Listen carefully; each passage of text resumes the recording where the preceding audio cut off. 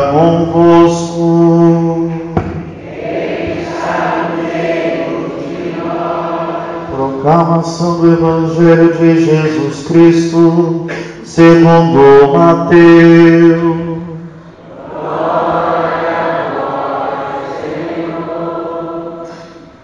Naquele tempo, Jesus foi à região de Cesareia de Filipe e ali perguntou aos seus discípulos: quem dizem os homens ser o Filho do Homem? Eles responderam: alguns dizem que é João Batista, outros que é Elias, outros ainda que é Jeremias ou algum dos profetas. Então Jesus lhes perguntou: e vós, quem dizeis que eu sou?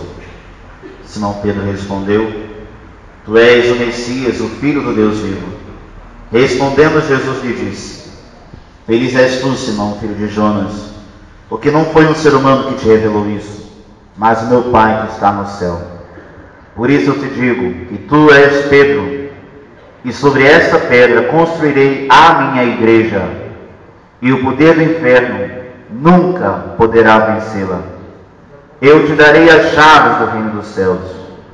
Tudo que tu ligares na terra será ligado nos céus. Tudo que tu desligares na terra será desligado nos céus. Palavra da salvação.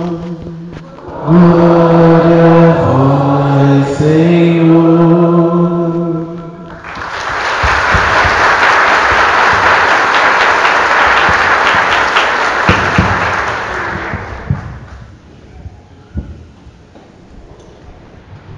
Por isso eu te digo: tu és Petros, tu és Pedro, e sobre essa pedra eu edificarei a minha igreja. Queridos, hoje é o dia do Papa, hoje é o dia que a gente celebra o princípio de unidade da igreja, aquele que é a unidade da igreja, o sinal da unidade, o cabeça, o sumo pontífice, que é o apóstolo Pedro. E celebramos as duas colunas, fundamentos da Igreja Católica. Não foram os fundadores da igreja. São as colunas onde o Senhor constrói a sua igreja. E as leituras elas vão definir, elas vão trazer para nós definições importantíssimas no campo da teologia, o qual a gente chama de eclesiológico, ou seja, definição da igreja, quem é a igreja, e no campo cristológico, ou seja, quem é o Cristo. As leituras vão trazer duas definições para a gente saber quem é quem. Eu só vou saber quem é a igreja se eu souber quem é o Cristo, porque a igreja é a casa dele, é a fundação dele. E a gente vai ver os dois apóstolos sofrendo, e o evangelista coincide o dia do sofrimento dos apóstolos com um dia muito importante no contexto judaico. Bom, preciso falar que eu ainda estou na primeira aliança, que é o judaísmo. Porém, o apóstolo Pedro está preso no dia dos pães ázimos. Tu sabe o que é o dia do pão ázimo? Não é ázimo não, tá gente? O pão ázimo. Pão não tem ázimo não. Bom, pão ázimo é o pão sem fermento, é o dia da Páscoa, é o dia do pão mais puro, mais íntegro, que para nós católicos será a Eucaristia, né? Hóstia pura, hóstia santa, hóstia imaculada. Porém, ainda estou no primeiro contexto, que é o contexto da primeira aliança, que é o judaísmo. Preciso fazer sempre essa fonte. Existem duas alianças, né? A primeira aliança, Deus se revela a um povo, que são os judeus. Depois, a nova e eterna aliança é feita no cristianismo, sem dúvida. Mas eu não posso chegar à segunda aliança se eu não entender qual foi a primeira. E o apóstolo está preso nesse dia, aliás, os dois apóstolos. Paulo também escrevendo a Timóteo também está preso. E aí, a igreja inteira ora pelo apóstolo. É muito bonita essa primeira leitura porque tem uma consequência prática. Não basta saber quem eu sou, não basta saber minha fé, não basta como eu soluciono as minhas dores, como eu soluciono meus problemas, minhas cruzes, a quem eu recorro, o que eu faço do problema que aparece. Bom, diz a primeira leitura que enquanto o apóstolo está preso, a igreja inteira, o que ela está fazendo? Ela está brigando a igreja, ela está discutindo com suas causas, de quem são os culpados. A igreja está fazendo isso, está fazendo aquilo. A igreja está com as luzes quebrando tudo. A igreja, o que ela está fazendo? A igreja está rezando. Essa primeira leitura tem uma consequência maravilhosa prática. Nós rezamos e Deus escuta a oração de um povo. Porque a igreja reza. Interessante que não só a oração de Pedro atinge a igreja, mas a oração da igreja chega a Pedro e liberta Pedro da prisão. Interessante isso. A libertação que a gente espera hoje, são muitas libertações que nós precisamos, gente, em todos os campos, em todas as áreas. Essa libertação só pode passar por onde? Pela oração. Não tem outro apostolado, não tem. O maior apostolado da igreja, minha gente, é o da oração.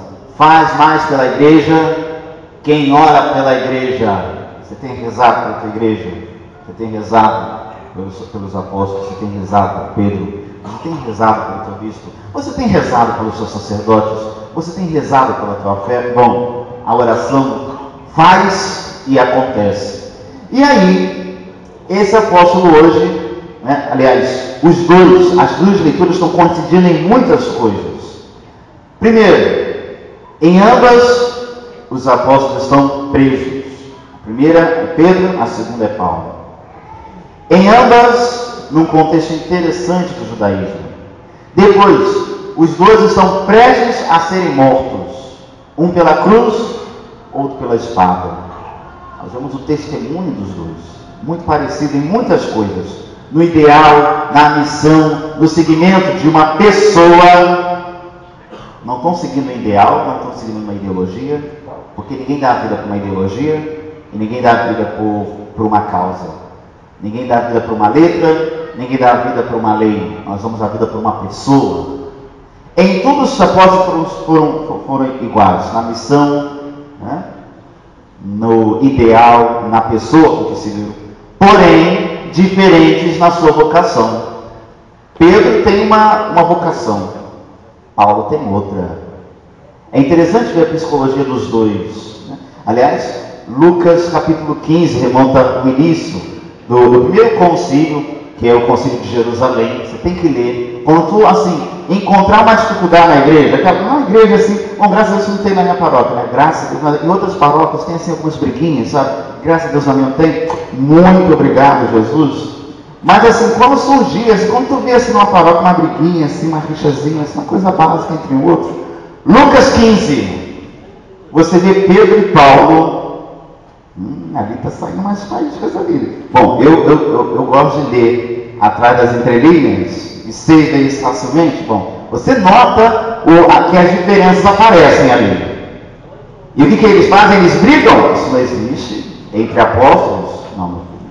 Entre qualquer coisa acontece. Aqui, não. Aqui dentro, não. Tá bom? Não. Briga lá fora, no mundo. Aqui não. O que eles fazem? Eles rezam. Os dois são cabeçadores, gente. A verdade é essa. Tá? Eles invocam o Espírito Santo vem e soluciona tudo, minha gente. Quando o Espírito Santo dá um voo rasante, a coisa acontece. Pedro conheceu Jesus pessoalmente? Paulo não. Paulo teve uma visão por revelação, na qual Jesus diz: Saulo, por que você me persegue? E em nenhum momento Saulo perseguiu Jesus, minha gente. Sabe por quê? Primeiro que ele nunca considerou Jesus, isso tudo que os cristãos falavam, enquanto perseguidor da Igreja Católica. Depois, nunca conheceu Jesus pessoalmente. Como perseguir alguém que você não conhece? Gente, alguém a quem você não conhece, não dá nem para amar, nem para odiar. Não se odeia a quem não se ama, a quem não se conhece, e nem se ama a quem não se conhece. Para Saulo, aliás, antes da conversão, né? É Saulo. Para Saulo, Jesus foi um carpinteirinho, tadinho, Zé da esquerda, que morreu na cruz e acabou. Mas Jesus disse para ele: porque você me persegue, ou seja, perseguir aos cristãos é perseguir a Cristo. Cristo está na figura de cada cristão. Cristo está em você. Cristo age em você. E você, com a tua conduta, com a tua palavra, com a tua atitude, deve fazer ressoar uma presença, uma outra voz. Gente, o que nos assombra é saber que eu sou portador de uma pessoa comigo. O cristão ele nunca anda sozinho. Ele vem com alguém, sempre com ele. E fazer mal a um cristão, denegrir um cristão, discutir com um cristão, bater num cristão, ofender um cristão, é sempre ofender a Cristo. Interessante isso. E aí Saulo se assusta, cai do cavalo, e aí a gente conhece essa história maravilhosa, porque os romances que Deus escreve a gente podem até começar mal, mas terminam muito bem. Muito bonita essa história dos apóstolos. E ambos hoje derramam o sangue por uma pessoa que é Cristo Jesus. Só que as leituras elas não mentem para nós. Elas dizem que o que aconteceu a Jesus, são muito claras, viu? O que aconteceu a Jesus é o que acontecerá também conosco, minha gente. Não há novidade, viu? Bom, uma vez eu sofria muito, tinha um sofrimento assim atroz. Aliás, minha gente, os meus sofrimentos mais atrozes, sabe o que é um sofrimento atroz? Porque não basta ter um sofrimento, tem um sofrimento atroz, que é aquele assim que tu está crucificado de cabeça para baixo, entendeu? A dor aumenta. Sabe o que é isso? Tem umas coisas que olham só Jesus na cara. Bom, e aí eu fui chorar na casa de uma família em Petrópolis. Eu gosto muito. E eu estou lá na casa dessa família. Meu Deus, eu vou deixar a igreja, eu não aguento mais. O filho do casal, me deu um tapa, mas aquele tapa, sabe que quando você prefere tomar uma surra, mas você não é melhor tomar uma surra do que uma palavra, ou aquele olhar que a tua mente dá na hora que você apronta. Bom, quando minha mãe me olhava, eu preferia tomar uma surra do que aquela olhada dela, ou do que aquela palavra dela.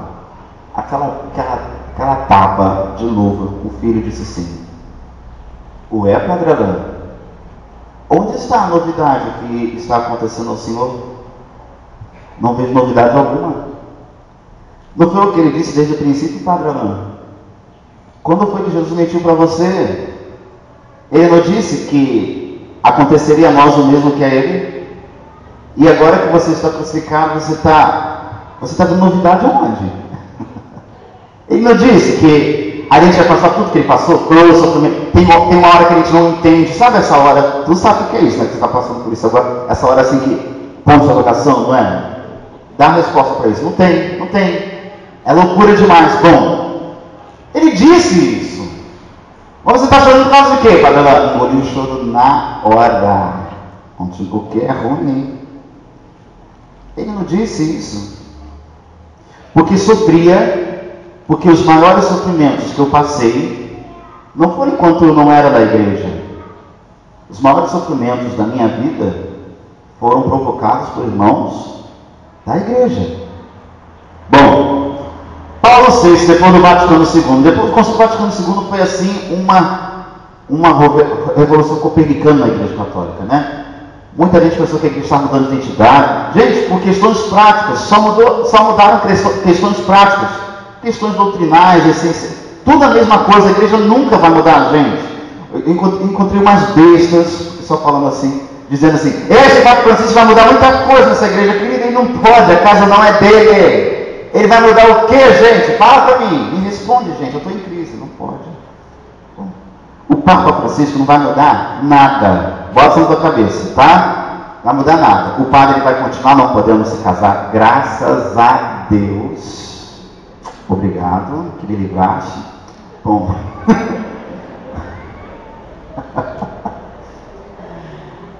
Bom, a confissão vai continuar válida, a Eucaristia vai continuar a Eucaristia, mulher não vai poder ser ordenada, vai continuar tudo a mesma coisa.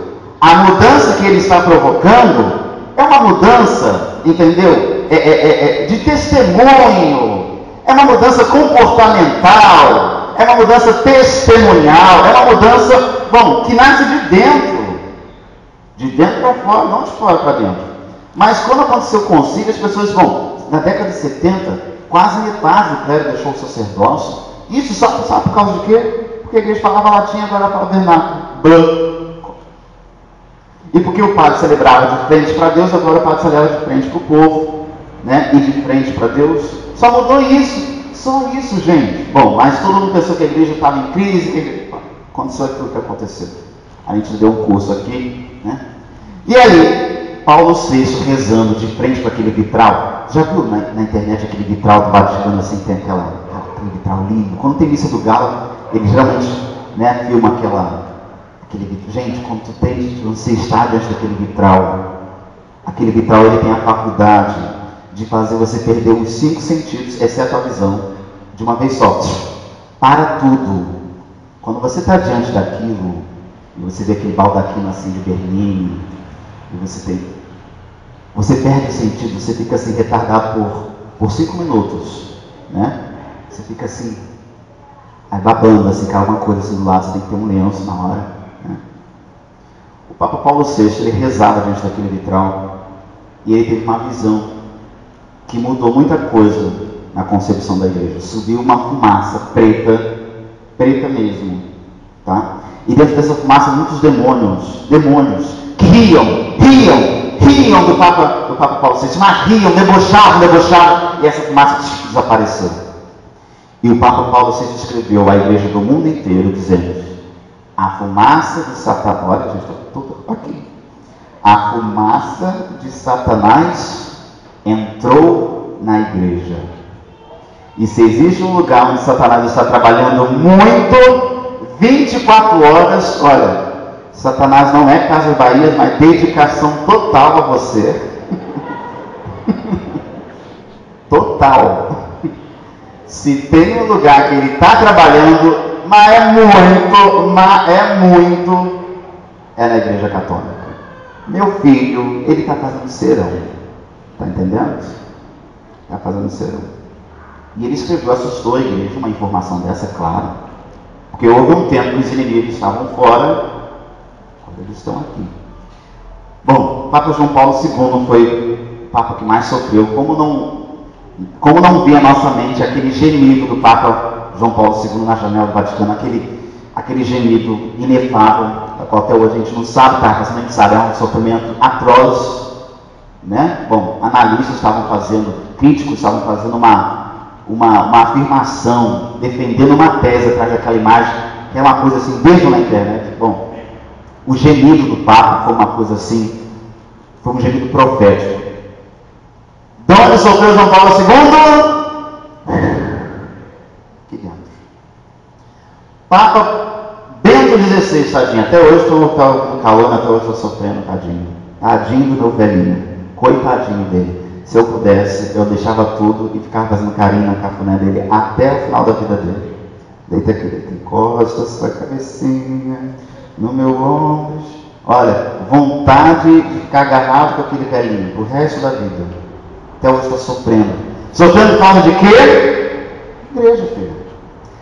Minha gente, não vou não, fica aqui, filho. Gente, como é que pode 4 papas estão escrevendo a igreja? Houve um tempo em que os nossos inimigos, aqueles a quem a gente tinha que combater, estavam fora da igreja. Agora não, meu querido. Por alguns séculos, esses inimigos estão trabalhando aqui. Está entendendo? Aqui dentro. E trabalhando muito para destruir essa aí. Bom, você quer ouvir mal da igreja católica? Eu nunca vi um macumbeiro falando mal da macumba. Nunca vi. Um evangélico destruindo a igreja evangélica? Nunca vi. Viu? Um japonês destruindo a seita dele? Eu nunca vi. Ah, você quer ouvir falar mal da igreja? Você quer acabar essa missa? Fica ali fora na praça. Pega o gravador, tu vai escutar. Alguma coisa vão falar. É mal do padre, é mal da igreja, é mal do papa. Veja a liturgia que é de nós um santo orgulho. Está entendendo, minha gente? Eu não larguei tudo nessa vida por brincadeira não, minha gente. Isso aqui é a minha vida. Você fala mal de qualquer coisa, meu querido. Fala mal da minha família. Tem gente que não presta mesmo. Fala que eles são índios, que eles são mesmo. Fala qualquer coisa. Está entendendo? Mas não fala mal da minha igreja. Não fala. Ontem, um taxista me foi fazer um casamento em Niterói. E eu conheci um evangélico muito inteligente. Gente, eu conheci um evangélico muito inteligente. Muito inteligente. Tá para nascer alguém tão inteligente. E ele me viu de perto. Ele disse: você é padre? Eu falei: sim. Eu nunca tive a oportunidade de conversar com um padre. Eu posso fazer perguntas? Eu vim respondendo perguntas de Niterói até aqui. E feliz, tá? Da carta de São Pedro 3, capítulo 15. Estejais sempre prontos a dar razão da vossa esperança. Pronto não está na ponta da língua. Fala que eu respondo. Na hora. Passa ou repassa. Ele disse: padre, o que me encanta na igreja de vocês, sabe o que é? É a confissão. Olha, eu vi isso no evangélico, hein? Ó, ainda bem que estava de noite que ele não viu. Ó. É a confissão, padre. É bíblico, né, padre? Eu falei, né?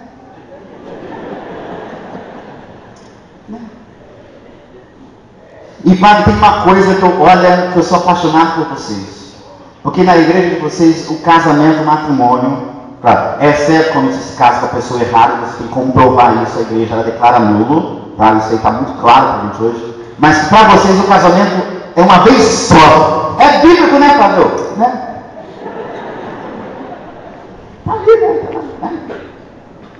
Ele fala, quando a gente lê a Bíblia, não tem como errar, né? Aí o Papa, nossa, olha que homem inteligente, falando sobre a verdadeira igreja que Deus espera de nós, e a gente conversa naquele altíssimos papos. E você, olha, o Espírito Santo estava dirigindo, porque ele ainda nem olhava mais para mim, ele só olhava para mim. E a gente conversando, e aí tem uma hora que eu falei assim: meu querido, mas a gente precisa muito do Espírito Santo, né? Quando eu falei isso, o homem ficou assim, pirou o batatão. Ele: padre, muito bonito isso. E um cara novo, viu? Jovem, muito jovem. Parece ter uns 3 ou 4 anos mais velho que eu sou. Padre, muito bonito da sua parte, educadíssimo. Outra coisa que chama a atenção. É tão difícil encontrar alguém educado hoje. Padre, muito bonito da sua parte você falar do Espírito Santo. Porque eu nunca ouvi um católico falar do Espírito Santo. Eu falei: o quê? Já comecei a questionar.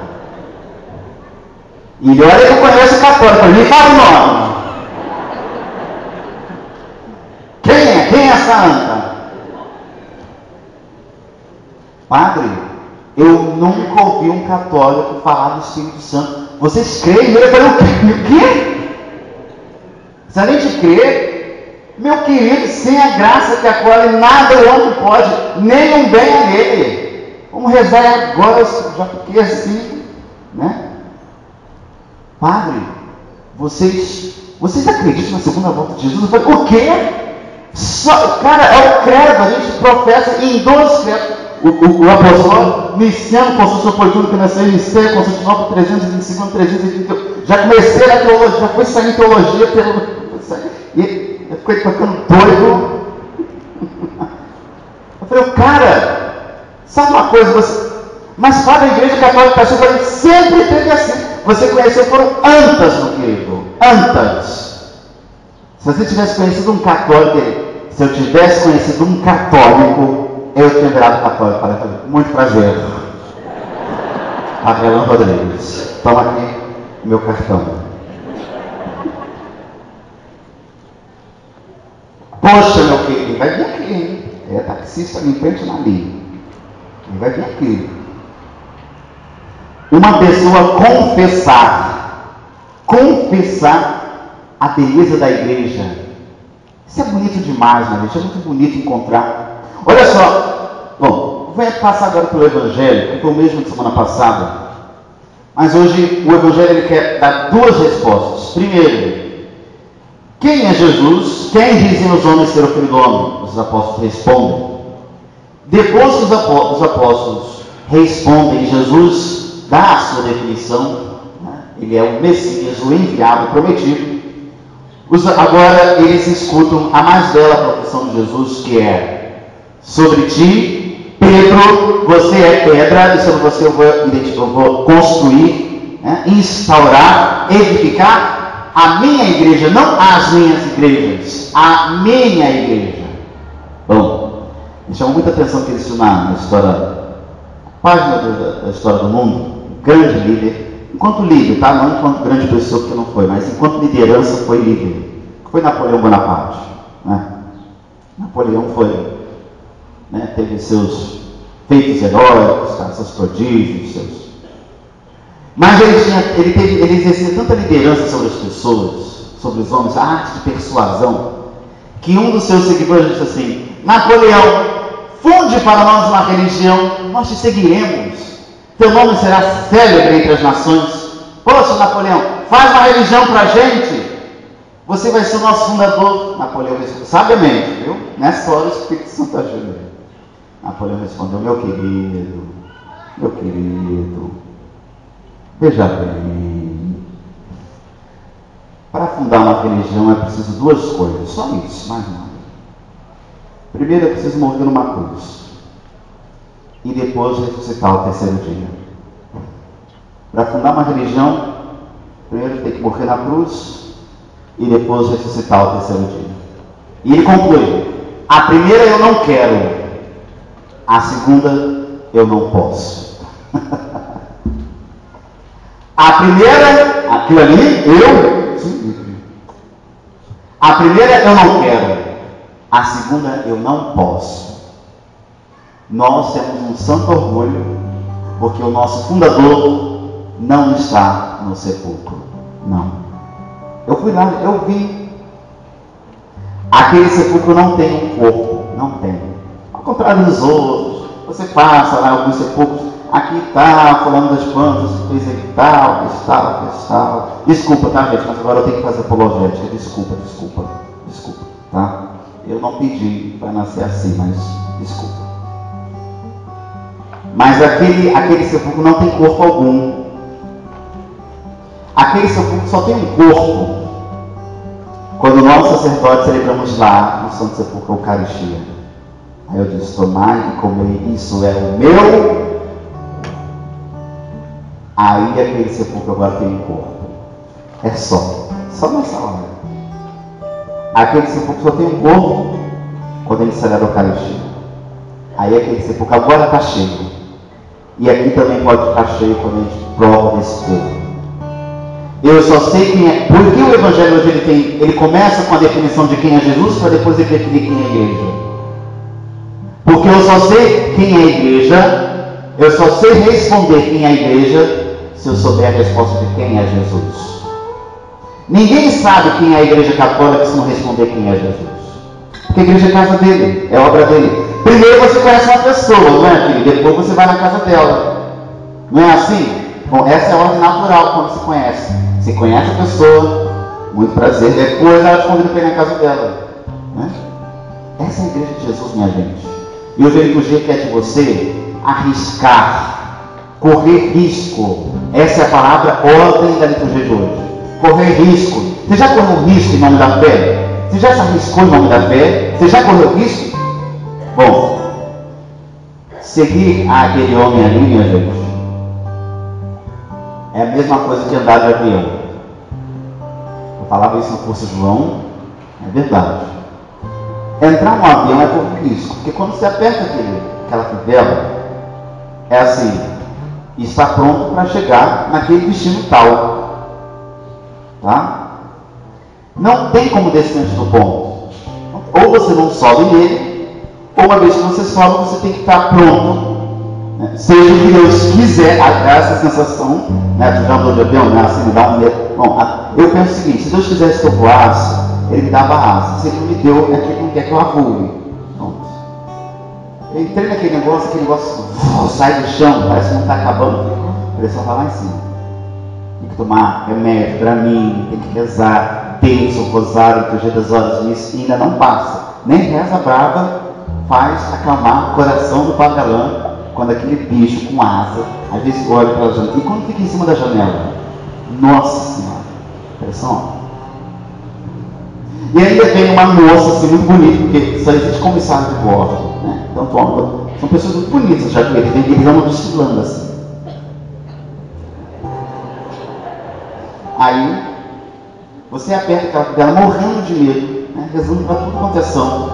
Olha, eu não rezo muito, tanto, enquanto não ando de avião. Quero fazer um grupo de oração, é quando eu aperto aquela dela começa já. Vem, Espírito Santo, Espírito Santo. Ora, língua isso tudo. Apertou a fivela. Aí vem uma mulher com um riso bonito, né? E ela vem dizendo assim, para aumentar a pressão do camarada: em caso, quando ela fala aquilo, olha, que vontade de sair pela janela. Em caso de pane, máscaras cairão sobre você. Aí simula a máscara caindo. Meu Deus, isso vai acontecer comigo mesmo? Aí as máscaras. Coloque primeiro em você, depois coloque na criança. Ou seja, nem a pobrezinha da criança tem preferência nessa hora. Ou seja, nessa hora não pensa em ninguém, pensa só em você. Salve-se quem puder. Máscaras cairão sobre você. Em caso de pouso no oceano, imaginando, né? Bom, bolhas sairão debaixo do... E ela falando isso com um sorriso mais bonito e eu chorando, imaginando isso acontecer. Bom, em caso de queda do avião, luzes, ela fica falando assim, luzes vão aparecer, né? Em caso de não sei o que, leia o manual de instrução que está à frente. Gente, um avião está caindo. Poxa, moça bonita, fala a verdade para mim. Não era mais sincero se você dissesse assim: gente, em caso o avião está caindo, meu querido, reza. Só isso. Se você crê em Deus, reza para Ele. Se você não crê, meu querido, você está lascado. Não era mais honesto se ela dissesse isso para você? Porque aquela porcaria está caindo. E você vai preocupar em pegar em coisa que está... Você vai lembrar que tem coisa debaixo do ponto que vai sair coisa que você... Poxa, gente, fala a verdade que eu não gosto quando mente para mim. Veja ela dizer assim: meu querido, em caso de queda do avião, puxa o texto que está no teu bolso e começa a rezar, mas reza muito. Se você é teu, reza também. É melhor, cara. Porque não tem como se salvar, está entendendo? Raríssimas exceções, 1, 2, 3, 5. Bom, graças a Deus nunca aconteceu, eu nunca ouvi falar na história da salvação de um padre que morreu em queda de avião. Então, graças a Deus, eu não vou ser o primeiro. Obrigado por essa certeza. E eu estou celebrando a missa de hoje nessa intenção, para que nunca isso aconteça. Mas é correr risco. Entrou naquele negócio, não tem como sair, e nem como descer antes do caminho. Por que essa comparação lúdica? Para você rir, mas para ficar uma certeza. Tá? Só para ficar uma certeza aqui. Entrou, não tem como sair. E nem como descer antes do ponto. Apertou a fivela, meu querido. Prepara, vai vir turbulência, vai sacudir. E aquele negócio sacudir, eu falava assim: tá tudo bem, moça. E ela com um sorriso muito bonito: tá tudo bem. Mas a moça saiu correndo, eu falei assim: não está. Ela correu, gente. Cadê as mulheres? Cadê? Não tem ninguém. Não tem como descer antes do ponto. Saber correr risco. Saber correr risco. Cristão católico. Uma vez que você entrou aqui nesse avião, é estar pronto para descer no teu ponto final. Tu sabe qual é teu ponto final? Tu sabe qual é aqui teu ponto final? Aqui teu ponto final. Mas antes de chegar nesse ponto final, no que tem muita turbulência, tem panes, tem gente bonita que aparece você mentindo, tem muita coisa acontece, mas não dá para descer antes do ponto. Fecha o teu zoinho, bota a mão aqui assim e diz: viver para mim é Cristo, morrer para mim é lucro, é ganho. Canta. Só o refrão. Viver pra mim é Cristo. Morrer pra mim? Morrer pra mim é ganho. Sabe por que Cristo? Não outra questão. Quando se é cristão, não se para de lutar. Triunfarei sobre o mal. triunfarei sobre o mal, conquistarei troféus. Não há outra questão quando se é cristão, não se para de lutar. Canta, Igreja Católica. Viver pra mim é Cristo, morrer pra mim é ganho. Não há outra questão quando se é cristão, não se para de lutar. Triunfarei sobre o mal, conquistarei troféus. Não há outra questão quando se é cristão, não se para de lutar. Luta. Até chegar ao céu. Faz uma prece pela tua igreja agora. Reza pelo Papa. Luta, querido. Dá testemunho. 12.000 anos na história. Muita gente bonita deu testemunho para a gente estar aqui hoje. Muita gente derramou sangue para que hoje você pudesse comungar, ainda que espiritualmente. Professemos juntos a nossa fé. Creio em Deus Pai Todo-Poderoso,